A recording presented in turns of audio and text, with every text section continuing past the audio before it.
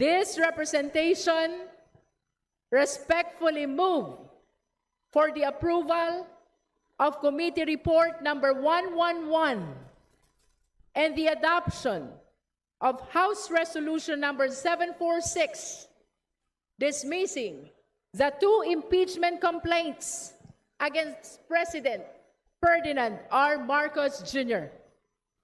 I urge my colleagues to defend the integrity of this institution and the sanctity of the impeachment process.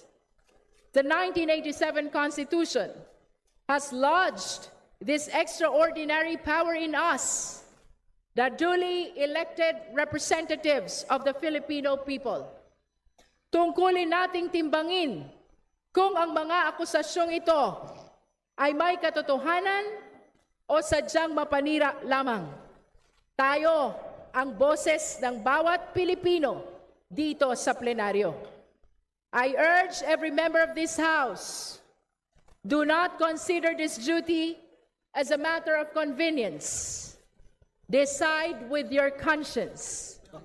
Isipin natin ang kapakanan ng bawat Pilipino. Let us prove that in this hall, the interest of the people always comes first, and the rule of law remains supreme. Thank you, Madam Speaker.